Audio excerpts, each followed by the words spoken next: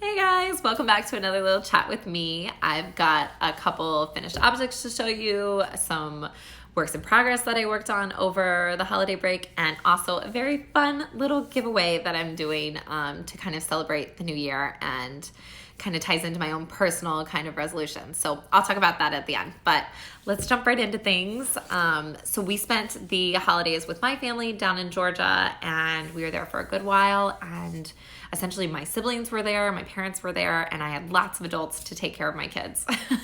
So I got a good bit of knitting in. And the first thing I finished were these, my December socks. So these are kind of my Christmassy socks. Aren't they so pretty? Oh, I did a really bad job joining the heel yarn there, so you see a little gap, but I did a better job on this one.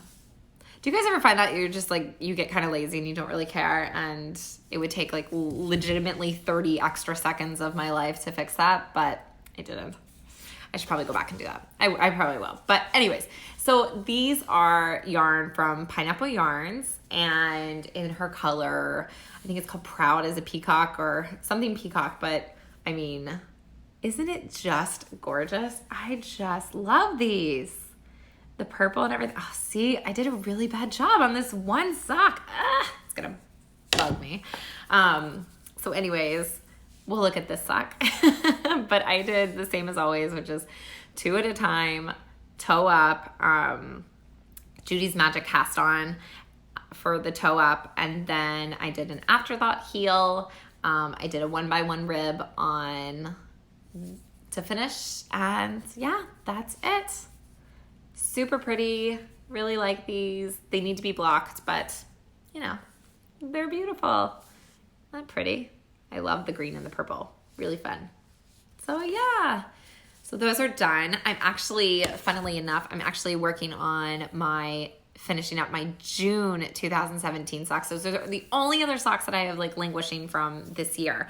And hopefully I will finish them in the next 2 days. I only have a little bit left, kind of just the ribbing and the heels. And then I'll be done. And oh yeah, you know what? I'll tell you guys what I'm wearing today. We went to church this morning and I wore this is my Princess Fiona, which is by Amy Miller. And I knit this a while ago, but I knit it out of Plucky Knitter, their Traveler, which is the one that has like some silk and stuff in it. So it has like a beautiful drape. I love the fit of this. It's kind of like, here, let me stand up and show if I can show you. It kind of has like an A-line shape to it. It has this pretty lace panel. I can't say that I wear, like, this is necessarily a color that I naturally gravitate to, but it was so different and it's really pretty. I think it's the color Ogre, which kind of ties into the whole like Shrek Princess Fiona theme. But yeah, I actually wear this a lot. Okay, so we have the December socks. I'm gonna finish up my June socks and hopefully show those to you next time. And then the other thing that I worked on quite a bit over break was this, my Ingle sweater by Caitlin Hunter. So I bound off the body and now I just have to do the sleeves, but I kind of ran out of yarn. This is, if you remember, I talked about this a while back. This is actually made out of yarn that I got on a trip to Italy. I mean, you can buy it here too, but it's Cardiff cashmere. And I bought it in both the kind of light gray color and the dark gray for the snowflakes. So I just purchased some more of the light gray, and I kept some of the ones that I had to see if I can kind of like meld them in together on the sleeves, because I mean, we're talking years apart. I'm sure the dialettes are different. But yeah, I love this sweater, you guys. This feels like a big fluff ball of air. It's so light and so pretty. And what I ended up doing, because I had a lot of comments about a picture that I posted with the way it's fitting, because Caitlin's original design is very oversized and kind of like, it's just super oversized. So what I did is I actually measured for the small, I have like a 32 chest. I should have knit the small, but instead I'm knitting the extra, extra small because I think it had about 10 or 12 inches of ease. It had a lot of ease in there, and I just wanted it to be a bit more fitted. So I'm doing that. And then the other modification I'm making is I am decreasing down the sleeves so that they're not quite so balloony. Just a preference thing. I really like it. It's so soft and cozy, and I really loved knitting this. Just a lot of in the round knitting, tiny bit of color work. It fits super cute. I love it. Can't wait to finish this up. I hope to finish this week, hopefully, depending on when the yarn comes. But it's DK weight and the sleeves should go fairly fast. So, okay, so there's that. I've got a couple other random things that I'm just wrapping up from the year, but to be honest, if they've languished this far, then that probably means that I'm not loving them. So it's a bit of a slog at this point. We'll see what actually gets finished. The one fun thing that I've been having a great time doing is I saw Kristen from Bull & Vine. She posted like a picture about how she was going to do a reread of the Court of Thorn and Roses books, and I got the idea in my head and I just like had to do it. And if you have not read these books and you kind of like the whole like fantasy-esque, I don't even know what you would describe it as, kind of like fantasy-esque. There's a lot of action, but they're by Sarah J. Maas, and they are more relationship-based than some of her other, like what's the other book series that she writes?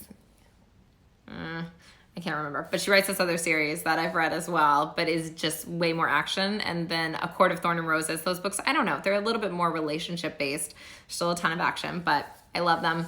But they have kind of like a little fourth book called A Court of Frost and Starlight, and I essentially re-listened to all three of the big books, and they're big books, on audio, and then I finished up with that one, and it's just excellent. It's so good. It's one of my favorite series of all time. So if you haven't read that series, I highly, highly, highly recommend it, and I definitely recommend the audiobooks because they're really, really well done. So the last thing I wanted to talk about was, do you guys make New Year's resolutions? So I stopped making New Year's resolutions a couple years ago, and instead I kind of give my year themes. I just find that they're easier to kind of stick to and are more effective for me. So like 2018, my theme was nourish, and I just wanted to do things.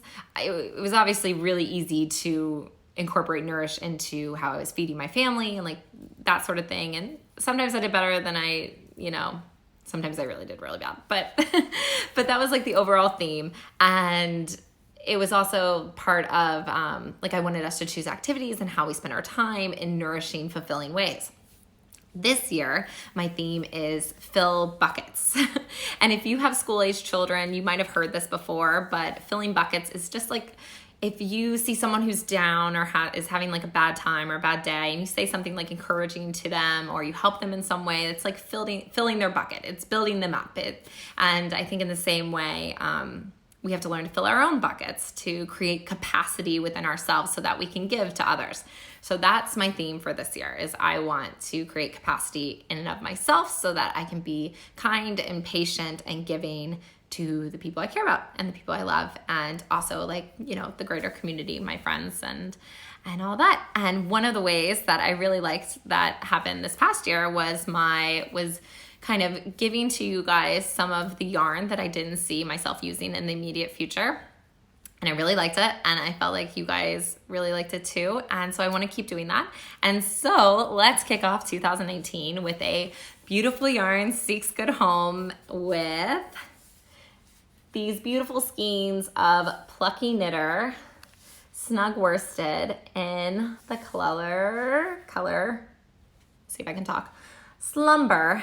It's kind of like this pretty caramely, light brown, beigey, peachy. I really, really love this color.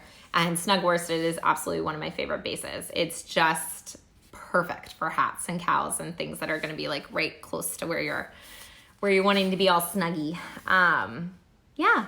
So leave a comment here, or I will eventually put up a blog post, or not a blog post, I don't have a blog, or eventually an Instagram post, and you can comment there. And in the next couple days, I will randomly pick someone to mail these off to. But I've chatted y'all's ears off, and it's time to go. But thanks, guys. I hope you have a great new year. Bye.